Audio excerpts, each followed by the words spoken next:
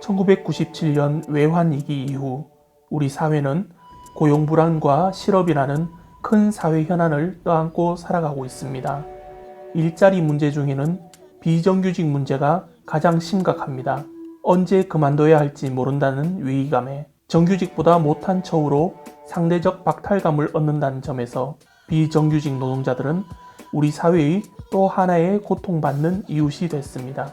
2018년 통계를 보면 현재 한국의 전체 임금 노동자 가운데 33%, 약 640만 명이 비정규직 노동자라고 합니다. 가톨릭신문은 비정규직 문제에 대해 좌담을 마련했습니다. 비정규직 노동자였고 현재는 작가로 활동하고 있는 이지영 가타리나 씨, 전국 불안정 노동철폐연대 김혜진 상임집행위원에게서 비정규직 노동의 현실을 들어봤습니다. 또 주식회사 하이트론 시스템즈 이우영 타데오 부사장으로부터 기업 측 입장을 들어봤습니다. 아울러 서울대교구 노동사무위원회 위원장 이주영 요한신부님에게 우리 사회와 교회의 역할에 대해 듣는 시간도 마련했습니다. 먼저 전국 불안전 노동철폐연대 김혜진 상임집행위원에게 비정규직이란 무엇인지, 또 비정규 고용의 문제점과 자회사 방식의 고용이 확산되는 이유에 대해 물어봤습니다. 고용을 하려고 하면 고용의 원칙이 있죠. 기업이 노동자들을 고용하려면 직접 고용을 해야 된다. 경제 위기 이후에 이런 고용 원칙에서 벗어나는 고용 형태들이 계속 생기기 시작을 한 거고요. 그런 형태를 대부분 다 이제 비정규직이라고 부릅니다. 그러니까 이 계약 기간을 유지하기 위해서 낮은 임금이나 차별도 수용하게 되고, 그게 결국 노동자들의 노동 조건을 악화시키는 방식으로 기능하기도 한다는 점에서 문제인 것 같아요. 김혜진 위원이 지적한 차별 문제에 대해 어떻게 겪었는지 이지영 씨에게 경험담을 들었습니다. 그러니까 임신을 함으로써 육아휴직 들어갈 거니까 당장 근로계약을 할 필요가 없다라고, 실업급여도 받고 그냥 권고사직 하는 게 어떠냐라는 그런 제안을 먼저 받게 되는 거죠. 그래가지고 그게 뭔가 부당하다고 생각해서 노동부나 이런 데 이제 문의를 했더니 회사는 권고사직을 요청할 자유가 있대요. 그래갖고 그게 너무 불합리하다고 생각을 했어요. 그 이후 이제 보니까 대부분의 여성 근로자들은 정말 잠재적 비정규직 상태에 있더라고요. 그러니까 중소업체에 다니는. 그렇다면 경영을 하는 사측에서는 비정규직 문제를 어떻게 바라볼까요? 사실은 이제 기업은 어차피 영속적인 이익을 이제 추구할 수밖에 없는 그런 기업입니다. 그러나 사람이 자기가 노동을 하는 그 환경 자체가 가장 중요하게 그 노동 환경에 미치는 영향은 뭐냐면 얼마만큼 내가 소중하게 대접을 받고 있느냐.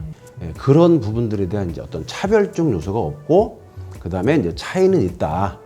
그런 것들을 서로가 이제 인정할 수 있는. 그저 사용자와 직원이 아니라 그 이상의 신뢰관계를 중요하게 생각하는 사용자의 입장이었습니다. 그렇다면 노동자에 대한 교회 가르침은 무엇일까요?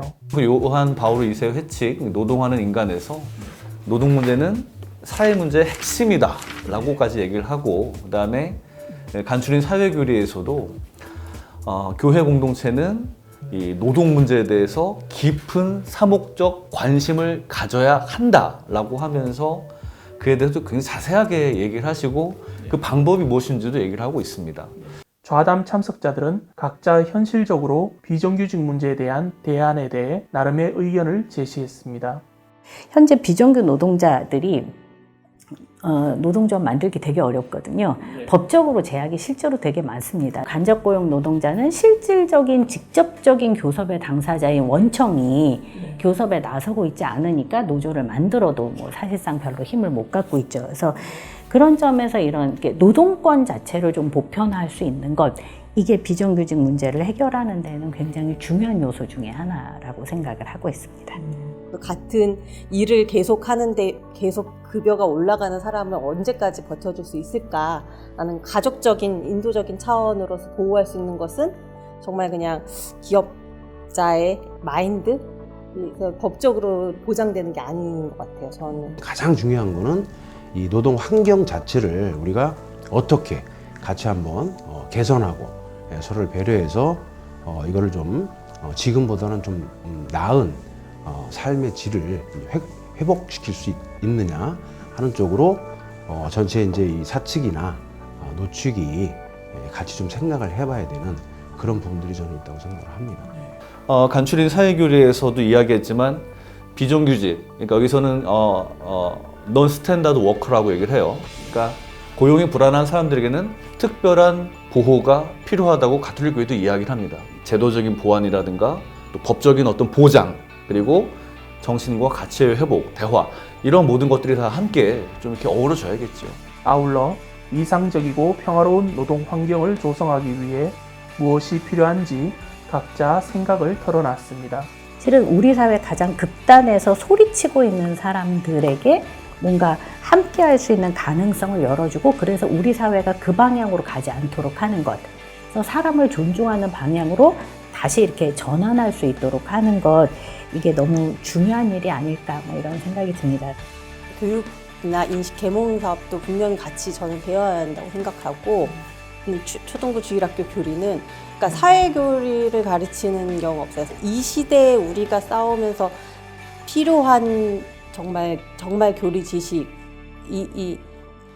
을 같이 융합한 그런 것들은 없다는 거. 그래갖고 이런 문제들이 바뀌어야지 차후에 좀 더 나은 그 세상 문제 해결을 조금 더 쉽게 할 수 있지 않을까. 우리가 그 노동의 어떤 본질을 바라보는 지금 현상, 그리고 거기에서 자기가 노동의 가치를 찾는 이 사람들의 가치를 좀 똑같이 생각하고 그 자체 내에서도 차별을 좀 없게 이제 만들고 서로가 노력해가는 그런 부분이 이제 하나가 있다고 보여지고요. 우리가 왜 사는가, 어떻게 살아야 되는가, 분명히 하나님께서 우리에게 서로 돌보고 특별히 약한 사람이 있으면 더 돌보아라 이렇게 말씀하셨는데, 그렇게 되도록 또 저희 특별히 우리 신앙인들이 노력해야 하고 또 저희 사제들이 더 노력해야 된다고 생각이 됩니다.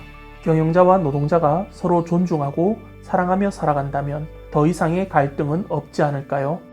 자본의 논리 대신 하느님 모상으로서의 인간에 대한 존중과 사랑으로 문제를 대하고 해결을 위해 서로 노력한다면 더 나은 미래를 열어갈 수 있으리라 생각합니다.